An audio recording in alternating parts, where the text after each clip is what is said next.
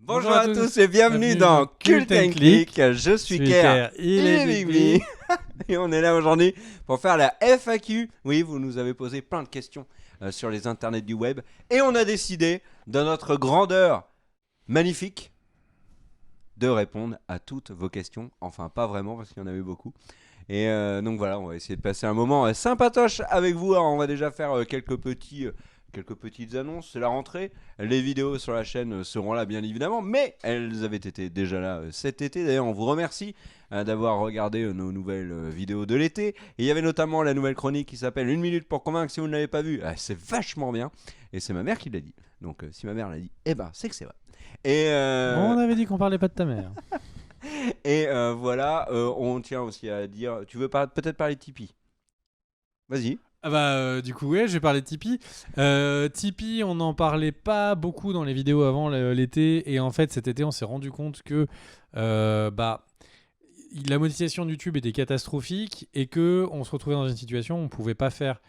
Si on faisait un record par semaine pour que vous ayez autant de vidéos, etc., ça n'aurait pas été rentable. On n'aurait pas pu payer les réalisateurs, réalisatrices et payer tous les coûts qui sont liés à Cut and Click, les déplacements de Ker pour venir sur le plateau. Bref, je vais vite. Et en fait, on s'est rendu compte que Tipeee permettait de faire un certain nombre de records. Et c'est vraiment Tipeee qui a permis qu'on enregistre cet été sans que ça nous coûte de l'argent. Donc, un énorme merci à tous les tipeurs. Et c'est pour ça qu'on a décidé d'en reparler en fin de vidéo. Donc on va pas vous saouler au début des vidéos, mais en fin de vidéo en tout cas, là sur les prochaines vidéos qui vont sortir, parce que merci à eux. Et c'est vrai que dès qu'il y a une fluctuation de revenus YouTube, d'un seul coup, comme on n'est pas une grosse chaîne, ça devient super important. Et du coup, merci à vous. Voilà. Et ceux qui ne savaient pas qu'il y a un Tipeee, c'est juste dans les commentaires dans la description de la vidéo. Ouais. Voilà. Merci, en effet. Alors, dans les questions, il y a beaucoup de questions qui sont revenues. Alors, on va pas les mettre à l'écran, celles qui reviennent le plus souvent. On va y répondre tout de suite. Après, on va mettre vos questions avec votre nom qui va apparaître et tout. Et votre orthographe, etc. Bon, il n'y avait pas de problème d'orthographe. Félicitations à tout le monde. Et d'ailleurs, on s'en fout s'il y a des problèmes d'orthographe. Vous écrivez comme vous voulez. Alors, la première question, est-ce qu'on va parler de Peaky Blinders saison 5? C'est peu probable. On va être honnête. La saison est commencée. Toi, t'es pas à jour, je crois. Je suis pas à jour, je crois que je suis saison. Ouais, toi, 3. c'est pas ton kiff. Et moi, je suis presque à jour. J'ai pas commencé cette saison 5. Mais il est assez peu probable parce qu'il y a énormément de sujets qu'on a envie de traiter. Il y a déjà plein de sujets qu'on n'a pas abordés. Donc, il est probable, par contre, à l'occasion d'un live, par exemple, qu'on aborde la question de Peaky Blinders. On essaiera en tout cas de le faire. Pareil, il y a eu plein de questions sur Dark, etc. etc. Je me demande si Dark, toi, t'en as pas parlé en vrai. On en parlera peut-être un jour aussi dans les lives, etc.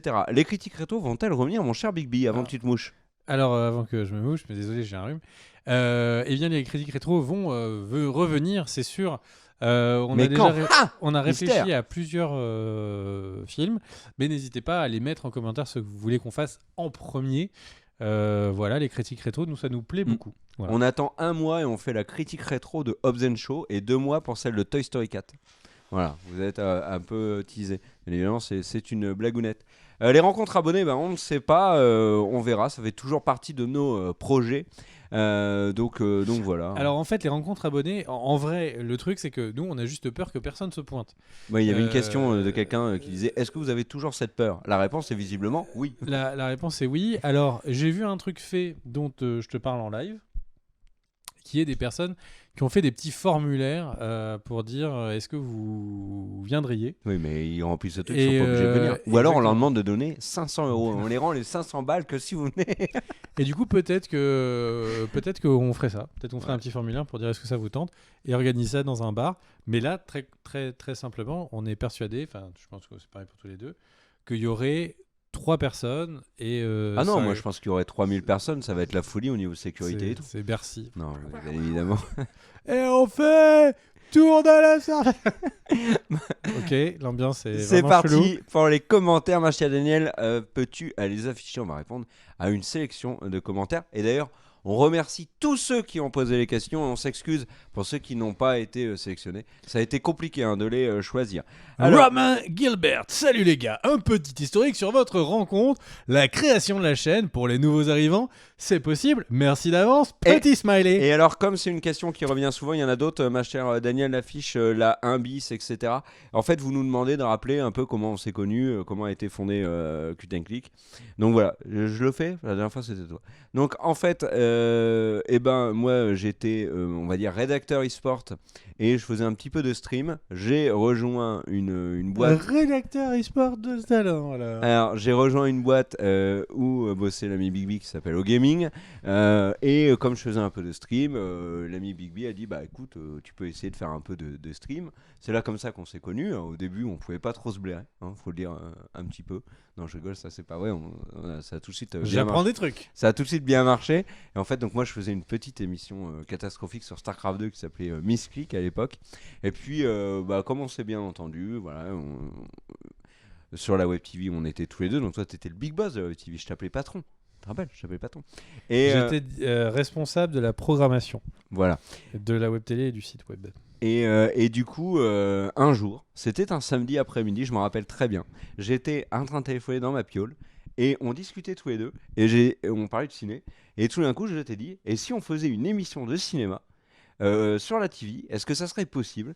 Où on pourrait par exemple inviter des personnes qui sont dans l'ombre de OGaming. Parce qu'il y avait bien évidemment les streamers qui étaient les visibles, Ponfétude, Chips et Noix, etc. Mais il y avait des personnes qui étaient intéressantes aussi en coulisses et qui n'avaient pas, qui n'étaient pas visibles, qui n'avaient pas la parole et avec qui on partageait des avis sur le cinéma, les séries, etc. Et puis pouf. Et c'était le samedi, puis la semaine d'après, l'émission était déjà là, et ainsi est né Cut & Click, que vous pouvez d'ailleurs retrouver la première émission sur la chaîne Pour la YouTube petite de Gaming. anecdote, en fait, j'avais un trou dans la grille et on s'est dit, Zou. on le fait pendant 2 semaines, 3 semaines, on s'en fout. Ouais. S'il Et en y a quelque fait, chose de ça a mieux qui vient. continué. Et voilà. Ça ne s'est pas arrêté, donc on faisait avec Cardel, on a fait ça à un moment sur OGaming. Ensuite, l'émission Né a un de peu voyagé. Né par obligation ou de l'opportunité, mais continuer pour le plaisir. C'est vraiment Voilà. Cut & Click. Ouais, on a continué. Alors, il y a pas mal de personnes qui demandent pourquoi est-ce qu'on a fait sur YouTube. Eh ben, parce qu'en fait, on a... comment c'est venu? Le YouTube, c'est en fait je qu'on peux a te quitté d'une Web TV Je peux te dire simplement. et on avait En envie fait- de faire des critiques, des vidéos. Voilà. Ouais, bon, tu peux le dire comme ça. Oui. En gros, j'avais cofondé une web télé dont l'autre actionnaire a vendu tout à Webedia. Et, Qui était Gaming Live. Qui était Gaming Live. Et du coup, moi, je préférais repartir en indé.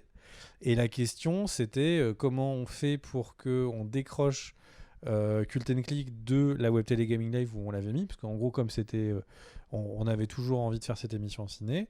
Et on s'est dit, c'est notre truc. Et comment est-ce qu'on fait? Est-ce qu'on refait des lives? Mais les lives, donc genre... Attends, on crée a une- fait les vidéos avant on- de ne plus être sur Web TV. Attends. Et comment est-ce qu'on fera? Et puis en plus, le truc, c'est que sur Twitch, si on reprend une chaîne de zéro, c'est compliqué. Et à Personne- l'époque, on n'avait pas le droit de faire de Pe- ciné-série. pe- On pouvait faire que du gaming Ouais, sur exactement. Twitch. Et du coup, ça voulait dire faire des lives sur Dailymotion. Alors autant vous dire que là, c'était expérimental L'angoisse. à l'époque. Et puis en fait, on est arrivé à la conclusion que YouTube, c'était une solution parce qu'on s'est rendu compte que pendant les lives, on ne pouvait pas spoiler. Oui. On avait toujours la problématique on ne pouvait pas spoiler. Donc quand on donnait un avis d'un film, on ne pouvait pas dire ouais non mais la fin c'était vraiment casse-couille. Et le truc c'est que du coup on s'est dit si on fait une vidéo YouTube qui s'appelle bien Spoil Star Wars, on pourra parler de la fin de Star Wars. C'est ce qu'on a fait d'ailleurs. Et du coup on a mis commencé avec Star Wars épisode 7. épisode 7, la critique spoil. Et de là, on s'est dit, ok, ça fonctionne. Donc, YouTube peut être YouTube Live aussi. Enfin, on pouvait avoir les deux sur la chaîne YouTube. Ça faisait sens. Et donc, on a gentiment abreuvé la chaîne YouTube avec les contenus qu'on pouvait pas faire en live, en attendant d'être complètement indépendant et de pouvoir, du coup, se lancer sur la chaîne à fond. Une belle aventure humaine. 2013, ça a commencé en juillet 2013. Et il y en a qui nous suivent depuis le début. Et merci beaucoup. Voilà. Juillet 2013 Et ouais. Deuxième petit commentaire. Alors, c'est Jockey Jock qu'on salue. Qu'avez-vous pensé Il de y a une X- question entre les deux qui est passée hein, sur comment mêlez-vous votre vie Ah oui, tiens, professionnelle tu et- voulais. Bah, pas facilement. Oui, c'est. Comment retrouver vie professionnelle et respective c'est pas toujours facile parce que pour ceux qui ne le savent pas, nous ne vivons pas du tout de YouTube, nous vivons de nos métiers.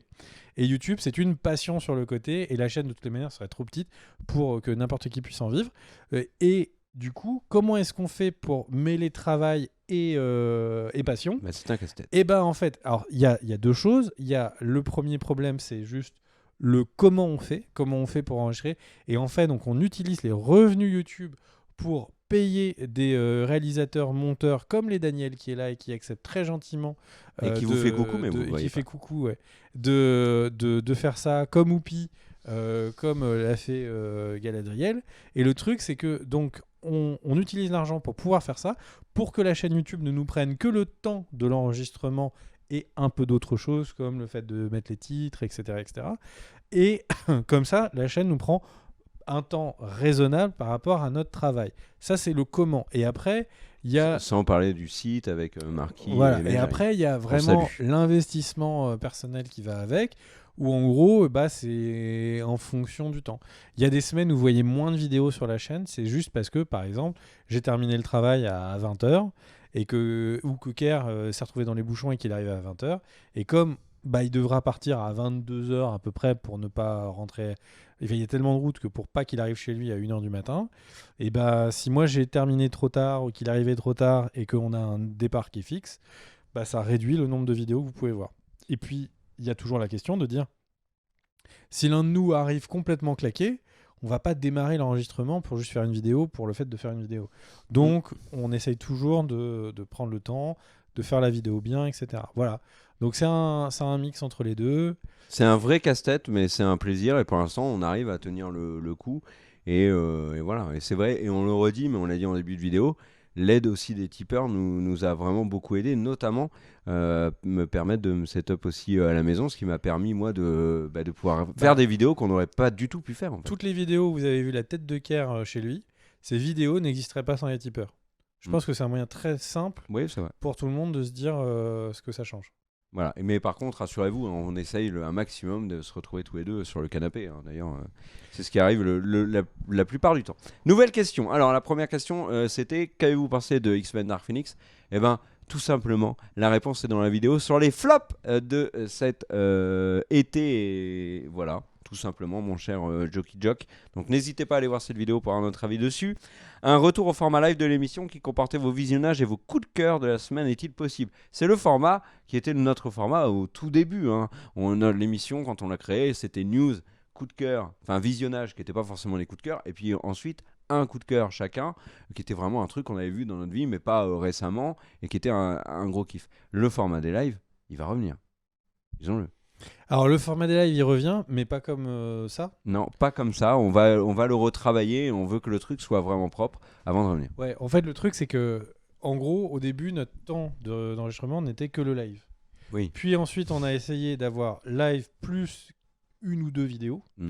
Et puis ensuite on s'est rendu compte qu'on pouvait parler de manière plus précise, notamment avec les spoils dont on vient de vous prendre l'exemple, que quand en vidéo. Et donc, il y avait vraiment, on le voit sur l'an dernier par exemple, un conflit complet entre le temps accordé pour les lives et à côté le temps pour les vidéos.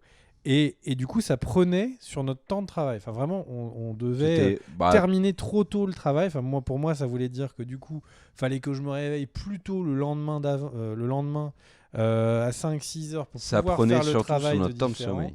Voilà, et donc, exactement. Pas sur le temps de travail. Et donc, les lives aussi longs qu'avant, c'est plus possible. Enfin, fondamentalement, oui, parce qu'au début, le Cut and Click, les lives, ça durait parfois 4 heures. Donc, voilà. Donc, on est encore en train de regarder comment faire le maximum de temps de live et le maximum de vidéos, mais c'est pas toujours facile. Voilà, mais en tout cas, on travaille sur une formule qui, on l'espère, va vous plaire. Question suivante. Alors, Quentin Candelier qui nous dit qu'il nous suit depuis OGaming et on le remercie et vous êtes toujours les best. Bah, merci. Hein.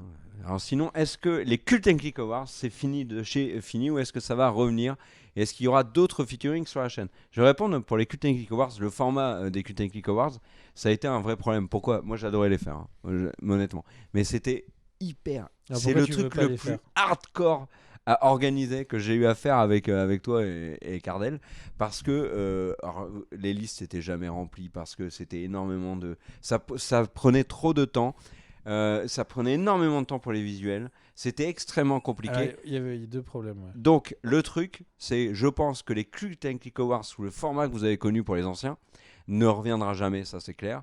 Par contre, ça reviendra sous un format allégé, sous forme un peu de nos kiffs de l'année, etc. Oh. De ce qu'on a vu de mieux dans l'année et tout. Moi, ce que je peux dire, c'est que ce qui pose toujours problème, c'est quand on arrive au Cult and Click Awards, c'est de se dire, ok, on va dire quel est le meilleur film de l'année.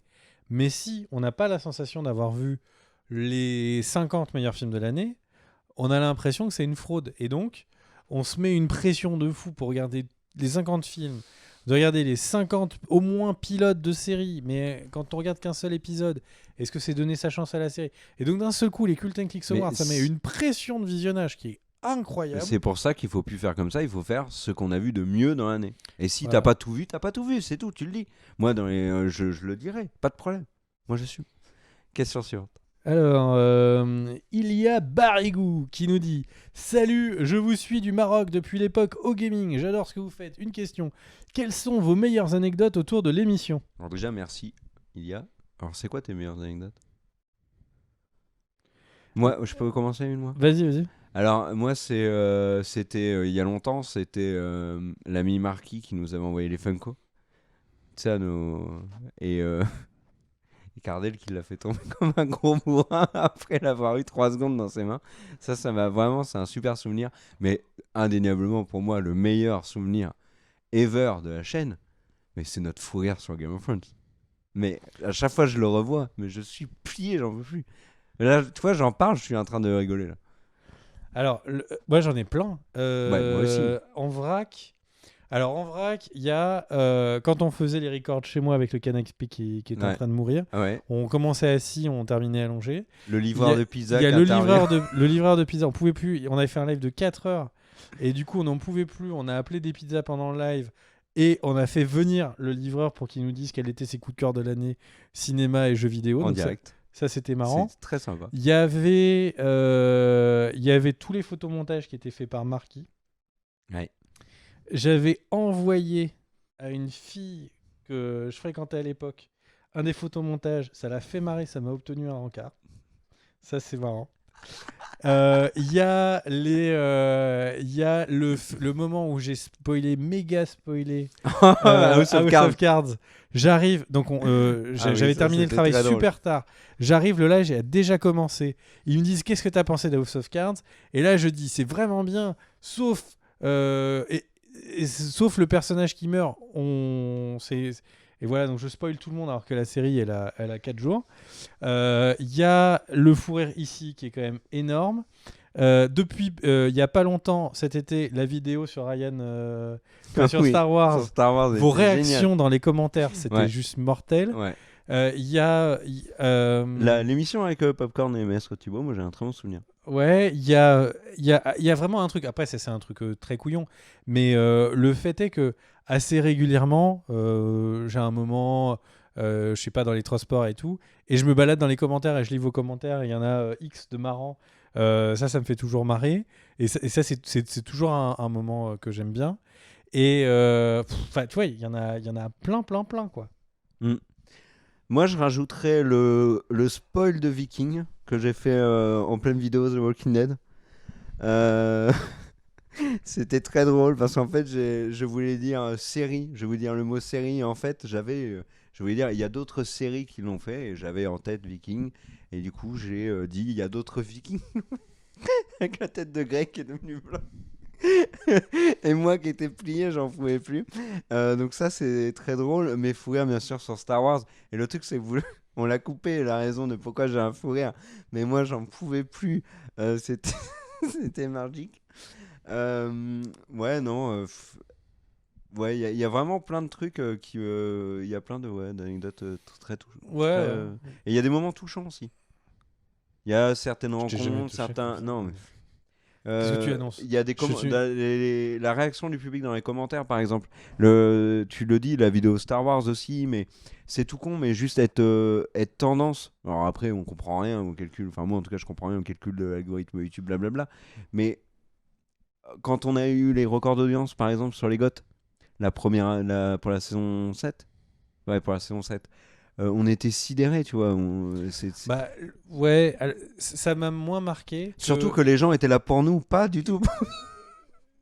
Pas du tout pour Game of Thrones. Ouais, ce qui m'a vraiment marqué, c'est que la première vidéo qu'on poste, donc on fait notre émission en live, machin, et on enregistre en plus pour la première fois sur une chaîne. Alors la chaîne elle avait 1000 abonnés parce qu'on repostait des VOD, Ouais, je crois, ouais. d'un moment pendant Ouais, ouais, l'histoire, ouais. on avait posté des Quand on vidéos, était chez toi. et on avait 1000 abonnés. Et du coup, on met la vidéo et on se dit 1000 abonnés, ça fait 2000 vues. Et donc j'étais chez ma sœur à Nantes. J'avais fait la petite miniature qui m'a retiré, ce salopard. Et et qu'il a retiré la miniature pour en mettre une autre un an après, alors que j'étais tellement fier de notre première miniature. Et le truc, c'est que du coup, et ça le fait plaisir. Regardez le plaisir Mais qu'il non, prend mais je le regrette. à tuer mon oh. travail. Regardez Oh, ça. allez. Et le truc, c'est que on fait la miniature, première fois. Moi, je fais que de la vidéo et donc Photoshop, j'ai jamais touché. Première fois, je fais Photoshop, je fais le truc. Je upload en 4G, ça prend un temps psychopathe. Et on upload le truc, on le balance juste parce qu'on a réussi sans réfléchir à l'heure, à machin. Et je suis en repas de famille à ce moment-là. Et d'un seul coup, on voit. C'est monté super vite. Ça fait 500, 1000 vues, 2000 vues, des commentaires. Ouais, je sais pas qui vous êtes, je suis pas d'accord. Et d'un seul coup, on voit. C'est vrai que ça fait beaucoup insulter. Hein. Et d'un seul coup, on voit un truc où tu postes en ligne et t'as des centaines de personnes qui répondent. Bon, peut-être pas des centaines, mais des centaines ou des milliers de personnes qui répondent. Et d'un seul coup, c'était hyper intéressant. Moi, je vais dire un truc de geek total. J'ai passé mon adolescence au Havre et tous mes amis proches, il y en avait aucun qui était un méga fan de comics, il n'y en avait aucun qui était un gamer, etc. C'était cinéma un peu, il y en avait qui faisaient beaucoup de sport, des machins. Et le truc, c'est que là, Cult & Click, c'est le rêve total. C'est-à-dire qu'on peut parler des trucs méga spécifiques qu'on adore, du comics, de machin, et il y aura des gens dans la communauté qui kiffent, qui vont se retrouver ensemble et on va pouvoir échanger. C'est vraiment mortel. Ouais, enfin, bref. Combien de temps vous mettez? Alors ça c'est pour moi. Pour toi aussi en fait. Tu mets combien de temps toi dans Paris? 35 à 40 minutes. D'accord. Moi je mets à l'aller je mets entre 2h et 3h. Et au retour je mets 1h15. Pour vous dire que c'est pas la même circulation. Et pourtant je vais au même endroit. C'est vraiment un aller-retour. Et on passe au suivant. Alors, comptez-vous faire davantage de critiques sur les animes japonais? Eh ben oui, et notamment avec les 1 minute pour convaincre, les 2 premiers épisodes sont sur les animes, et c'est vrai qu'il y a des animes dont on a envie de parler. On avait failli parler cet été de Dr. Stone. Oui, on a même enregistré On une l'a vidéo, on l'a pas mais sorti. du coup qui Ouais, on a s'est pas dit, été ouais. sortie et du coup elle devenait trop vieille. Ouais, en fait le truc c'est qu'on parlait avec R pendant la période de Game of Thrones du fait que Game of Thrones nous avait un petit peu déçus sur la fin. Voilà, c'était juste après Game of Thrones. La fin venait d'être diffusée et Kerr me dit ouais, la vie n'a plus de saveur. Non, alors c'est pas je vrai suis parce que déçu. moi, après Game of Thrones, Attends. ça avait beau m'avoir déçu, j'avais toujours énormément envie d'en parler. Moi, si tu me disais on Non, c'est continuait pas à ça, faire c'est pas ça, 3-4 mon vidéos, point. je faisais. Et le truc, c'est que du coup, tu disais, la vie a énormément de saveur, il y a rien pour l'instant qui m'intéresse et tout. Et moi, pendant la même période, j'étais à fond et j'avais plus hâte de regarder l'épisode de One Punch Man et l'épisode de l'Attaque des Titans. Et du coup, je disais à Kerr, moi, pour le coup, en ce moment, ce qui ne déçoit pas, c'est les animes. Et c'est pour ça que vous voyez plus d'animes sur la chaîne, c'est parce que j'ai l'impression en ce moment qu'on est dans un bon moment. Il y a plein de très bons animes. Et aussi parce que les plateformes se sont vachement développées. ADN, Wakanim, Crunchyroll, etc. Et Netflix, et Amazon Prime Now maintenant. Et du coup, on a accès à plus d'animes. Et c'est vrai tout le débat sur le fait qu'il y a des problèmes d'animation dans l'anime. Il y en a beaucoup qui sont mal animés, où il y a des animes où ils gardent, par exemple, un anime d'action où ils ne font jamais d'action parce que ça prend trop de temps et de pognon. C'est vrai qu'il y en a, mais à côté de ça, il y a vraiment des trucs qui sont extrêmement stylés. Demon Slayer, l'animation est extrêmement réussie à tous les épisodes. Alors, un mot. Ah oui, alors ça, El Camino, donc le film Breaking Bad, qui sort très très prochainement, c'est en octobre, sur Netflix. T'en as une grosse attente ou pas? Est-ce que tu l'as terminé ou pas alors? Je terminerai en prologue au film. Je regarderai quand le film sort, boum, je regarde les derniers épisodes et j'enchaîne par le film. Ah, tu devrais pas. Non, laisse un mois. Regarde-le Un mois? maintenant. Ouais, ouais. Laisse vraiment la fin de Breaking Bad retomber. Te triturer le cerveau et tout. Vraiment, crois-moi. Moi, je suis. Vraiment, j'en peux plus là. Je l'attends énormément. Ok. Je l'attends énormément parce que Aaron Paul est un de mes acteurs préférés. Parce que la fin de Breaking Bad, c'est un des trucs les plus dingues que j'ai vu de ma vie. Voilà. Ok. Vos réalisateurs et la question suivante. Vos réalisateurs, actrices, je commence. Soro Vador. C'est Saul Vador. Réalisateur, sacré on en machin. met un chacun, ok? Mon réalisateur préféré, Steven Spielberg. Je me suis rendu compte que j'avais, dans mes 5 films préférés, 3 films de Spielberg. Tu sais dire lesquels? Jurassic Park en 1. Ouais. En 2, tu vas nous mettre un. Dans les 2, 3, il va y avoir Minority Report. Non. Non? La liste de Schindler. La liste de Schindler. Et en 3, qu'est-ce que tu vas nous foutre? Les Dents de la Mer. Les Dents de la Mer, ton top 5 des Ah, films? Ok, bon. À toi, ton réalisateur. Moi, j'ai envie de dire Spielberg aussi, mais pour d'autres films. Lesquels? Ah, laisse-moi deviner. E.T. Non. Ah bah, est-ce que ça, il y a ses productions aussi? Non. Donc pas Transformers. Donc pas. Donc pas. Et La alors toi, Prince je d'Égypte. sais qu'il n'y a pas Jurassic Park. Toi, il n'y a pas Minority Report. Si. Il y a Minority Report, ok. Dans les films que j'aime bien, pas forcément dans mon top 5. Euh... Non, mais c'est un réalisateur qui est super important pour le cinéma américain et pour le cinéma tout court. Bah, Indiana Jones. Et du coup, voilà, c'est Spielberg, il est dedans. C'est quoi d'autre? Les acteurs? Tu sais qu'il y a un film de Spielberg que tout le monde a oublié et que moi je trouve extraordinaire mais qui a une fin loupée, c'est La Guerre des Mondes. Moi, beau. Ah bah non, mais moi je te le défends quand tu veux. Là, on monte sur un ring. Allez, Comme dirait acteur, actrice. Benalla, on monte dans la cage et Acteur, là je actrice. défends Spielberg. Acteur. Pendant très longtemps, ça a été Kevin Spacey, mais bon, avec tout ce qui s'est passé, et encore j'ai envie de dire, c'est même avant ce qui s'est passé, en fait, le rôle qu'il a eu de Frank Underwood m'a fait détester Kevin Spacey. Et alors que j'étais un immense fan de Kevin Spacey. Donc là, vraiment acteur préféré, c'est pas facile. Hein. Je sais pas. C'est moi qui ai choisi les questions et j'ai même pas réfléchi avant. C'est quoi ton acteur préféré, toi? Là, franchement, c'est dur. Hein. J'aime bien ça change tous les ans. Je sais pas. Acteur? Quel acteur?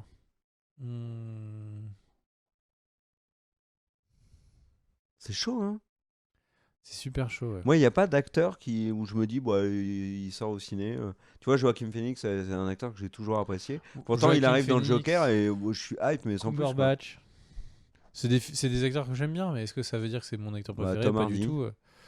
Ouais, moins ces derniers temps. Non, enfin, ouais. Bah, c'est par période, c'est par rôle. Tu vois, Idem pour les actrices. Matthew McConaughey, j'ai adoré j'ai dans vraiment Interstellar, pas- par exemple, Non. ou dans True Detective. Mais ce qu'il a fait depuis m'a moins plu. Et film, ça c'est la question. Actrice, non, moi, actrice, j'en ai une ou deux quand même. Rashida Jones, j'ai toujours énormément aimé Rashida Jones. Maggie Siff, qui jouait dans Sons of Anarchy et dans Billions. C'est les deux qui me viennent en tête là. Non, j'allais dire Olivia Cook, mais ouais, c'est Olivia Cook aussi. Mais vraiment, Rashida Jones, j'aime énormément cette actrice. Ok. Et- Maggie Smith de Downton Abbey et qui et- jouait dans Harry Potter, McGonagall. C'est extraordinaire actrice. Et film? Film? Ah bah Jurassic Park.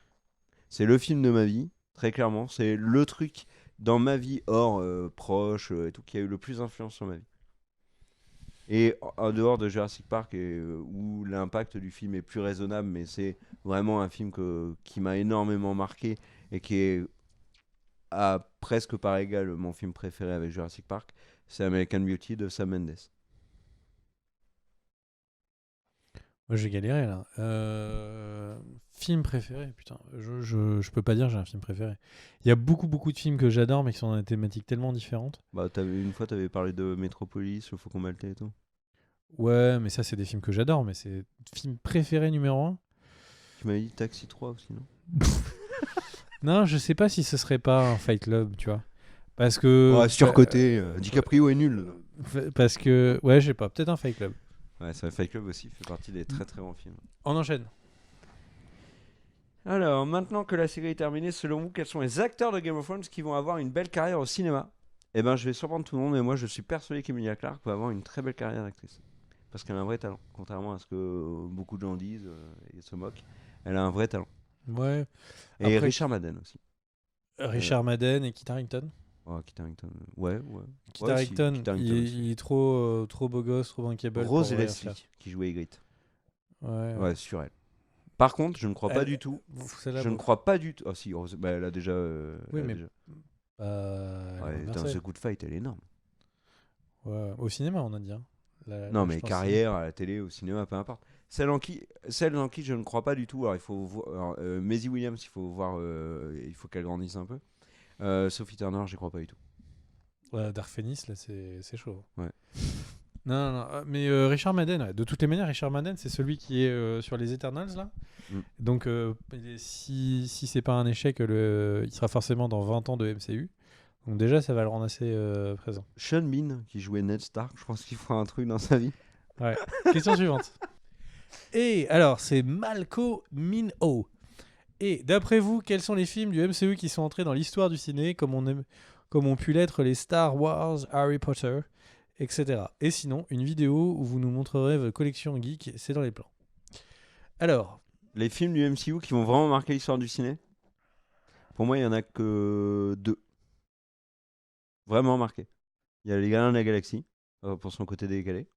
Je pense que lui restera. Et celui qui restera pour moi vraiment au-dessus de tout, c'est Infinity War.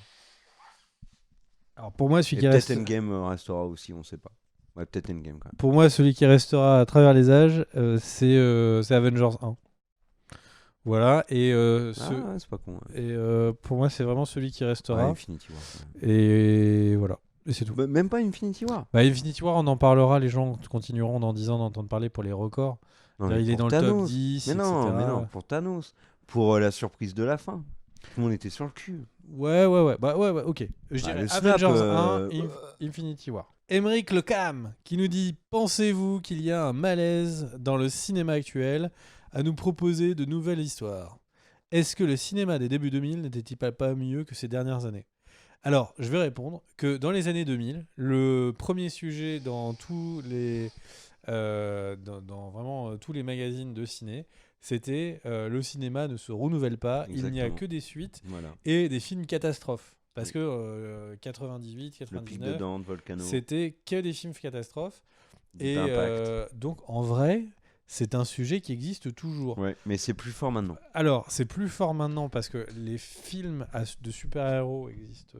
Mais c'est surtout que maintenant, les ils sont trucs surreprésentés. qui soi-disant innovent, les nouvelles licences, sont des adaptations. Regarde Carnival Row, le truc de Apple. Il n'y a plus que ça en fait. Il y a très très peu. En tout cas, sur les gros projets, il n'y a plus aucune Alors, prise de risque. fondamentalement, en fait, il y avait un mec sur Twitter qui avait dit ça, un gros compte et tout, qui avait dit ouais, j'en ai marre, c'est Un gros l'overdose. compte, pas un gros con. C'est l'overdose, les films de super-héros et tout. Et en fait, du coup, j'avais regardé les stats et en gros, il n'y a jamais eu d'acteur aussi lourd, aussi prépondérant que Disney à l'heure actuelle. Ah oui, Il bien sûr. représente 50% Non, plus que des ça. revenus. Non, plus que ça. Il Ils sont à plus de 60 là cette année. il représentait, quand j'ai regardé ces stats de 2018, hein, et donc il représentait 50%, 54%, je crois, des revenus du cinéma. Donc ça, c'est quelque chose qui n'était jamais arrivé. Par contre, quand on regarde les volumes, le nombre de films produits, et le nombre de films produits en indépendant, et les revenus générés par les films indépendants, donc alors indépendant, attention, hein, c'est tout ce qui ne fait pas partie du top 10 des plus grosses majors, n'a jamais été aussi important aussi. Et il faut voir que par exemple Netflix, qui n'existait pas avant, Et ils produisent beaucoup. Ouais. achète des films, que du coup la streaming war va générer des films qui sont achetés, etc. Donc je suis partagé. Il n'y a jamais eu autant de films. Je pense qu'il y a rarement eu un genre comme le genre des super-héros à l'heure actuelle qui est aussi prédominant. Mais Et Disney, tout simplement. Il est tellement prédominant que maintenant, tu vas avoir un film de magie / super-héros. Tu vas avoir un film d'espace, un space opéra / super-héros. Et donc, ça, je pense que c'est la première fois dans Un film l'histoire du d'horreur, cinéma. / super-héros avec Doctor Strange. Exactement. Et donc, ça, je pense que c'est la première fois dans l'histoire du cinéma, mais il faut pas oublier toute la Un jour, production il qui y est a à un jour, côté. et ça va être mindfuck, ils vont faire un film de super-héros / super-héros. Ouais. Et où, tu vois, ils vont nous marketer le retour aux sources, ce ne sera qu'un film de super-héros. Et donc ça a beaucoup une question de perception et une question de quels sont les films qui t'intéressent Oui, voilà aussi. et quels films tu vas voir. Parce que si tu vas dans le bas de catalogue de Netflix, tu vas avoir beaucoup de films indés. Il y a définitivement les films. Il y a jamais eu autant de pays qui produisent des films qu'on peut voir à Paris dans les cinémas indés. Je sais pas. Je vois bien qu'il n'y a jamais eu d'acteur aussi important que Disney présent. Je vois bien qu'il y a un genre qui a jamais été aussi important qu'avant. Mais concrètement, il faut pas oublier tout le reste de la production qui est à côté. Vous pourriez nous faire une vidéo concernant un top 10 personnel de vos films? Oui, moi c'est un truc qui me plairait. Moi j'adore faire les top 10. Alors après, le truc c'est qu'on le fait pas beaucoup sur la chaîne parce qu'on trouve que c'est putaclic. Parce qu'on a l'impression que le public verrait ça comme un truc putaclic, Bah alors oui. que Alors que nous on YouTube, fait vraiment avec. tu fais la même vidéo qui s'appelle top ou qui s'appelle pas top. YouTube met en avant la vidéo qui s'appelle top et pas Ouais. celle qui est pas Ouais. appelée top. Bon, ça c'est le Mais, problème. mais à côté de ça, moi j'ai toujours aimé faire des tops. Et quand j'étais gamin, je regardais le top 50 avec Charlie et Lulu. Vas-y, la suite, Daniel. Alors, est-ce que Kerr, alors c'est moi, pourrait faire une version ASMR de son histoire concernant les conditions dans lesquelles il a vu la menace fantôme, s'il vous plaît? Je pense qu'il s'agit de loin de mon histoire préférée sur le YouTube francophone. Et c'est vrai que la dernière fois où j'ai raconté cette anecdote, et ben en fait, il y a plein de gens qui ont dit que je l'avais sous en fait. Et ben en fait, le truc c'est Tout le juste. Mais non, mais le truc c'est que Tout le j'ai temps. vu la menace fantôme le jour de la sortie, à la séance de Non, mais on 15h, s'en fout. à Mers-les-Bains. Et je Est-ce pensais que tu la sais salle mettre allait les être micros à droite et pleine, à gauche. donc je me suis pointé à midi. Non, mais le bon, truc, je montrerai après. le truc, c'est que bah voilà, la salle était vide. Donc j'ai attendu pour rien. Voilà.